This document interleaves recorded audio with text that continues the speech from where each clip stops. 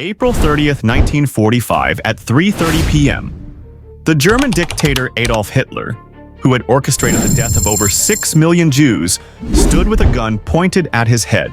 Moments later, he committed suicide. But his death was not solitary. Before taking his own life, Hitler killed 3 of his closest associates. The planning for these murders began approximately 24 hours earlier.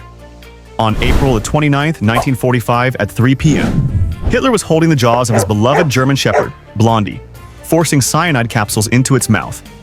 The poison acted immediately, and Blondie collapsed to the floor. Blondie was no ordinary dog. Hitler had raised her as if she were his child. So why would Hitler kill a figure he loved like his own offspring? There were 2 major reasons. 1. Testing the cyanide.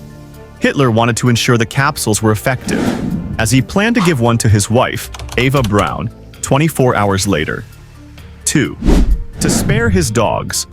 Hitler didn't want his dogs to suffer or be captured and tortured by the Russians after his death.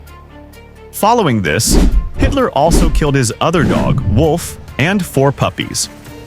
He then buried all 6 of his dogs in the garden where they used to play together. But why did Hitler kill his wife, Eva Braun? Why did he marry her just 15 hours before her death, knowing they wouldn't survive? To understand this, we need to step back 39 hours before Hitler's death.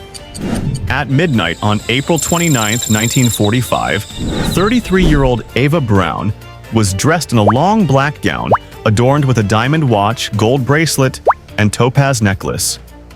She was about to marry the man she had loved for 16 years.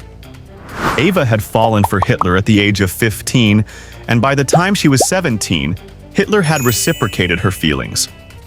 They had kept their love a secret for years, maintaining the facade of being best friends. Only a few of Hitler's closest associates knew about their relationship, as their bedrooms were interconnected through a private passageway. Despite their love, Hitler had avoided marriage due to several reasons. He believed he wouldn't be able to devote enough time to a wife. He was incapable of having children due to medical issues, including fertility problems caused by stress medications and a physical condition where he had only 1 testicle. Although Hitler deeply cared for Eva, the brutal reality of their situation overshadowed their love. The last lunch and final decision.